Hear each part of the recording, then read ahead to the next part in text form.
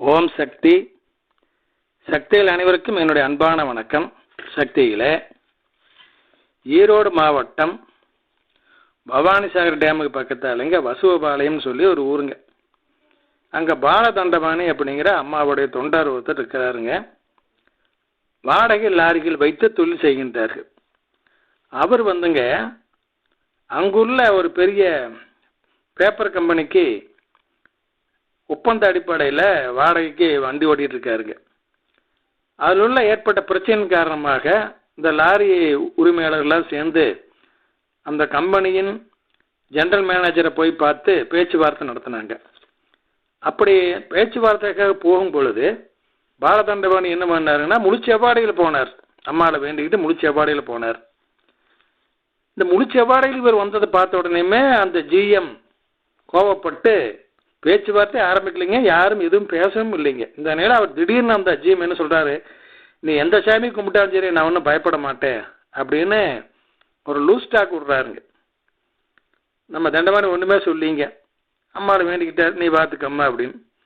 பேச்சுவார்த்தை முடித்து வெளியே வந்துட்டாங்க. எந்த சாமி கும்பிட்டாலும் நான் ஒன்றும் பயப்பட மாட்டேன்னு சொன்னார் இல்லைங்களா.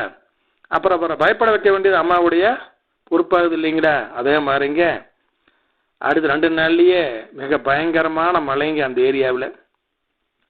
அந்த மில்லு பவானி ஆற்றை ஒட்டி இருக்குதுங்க. ஆற்று தண்ணி உள்ளே வராமல் இருக்கிறதுக்காக தடுப்பு சுவர் கட்டிக்கிறாங்க, மில்லுக்குள்ளே வராமல் இருக்கிறதுக்காக. நான் அதையும் மீறி மிகப்பெரிய வெள்ளம் வந்த காரணத்தினால் தடுப்பு சுவரை உடைத்து கொண்டு வெள்ளமானது மில்லுக்குள்ளே புகுந்துங்க பெரிய அழிவு உண்டாக்கி விட்டது.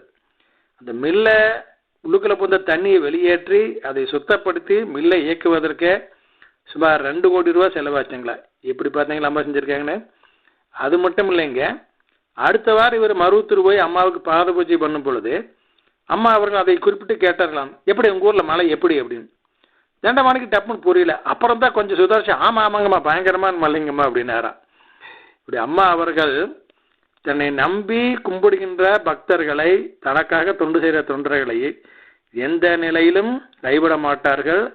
அவர்களை மற்றவர்கள் ஏலம் செய்வதை பார்த்து கொண்டிருக்க மாட்டார்கள். ஓம் சக்தி.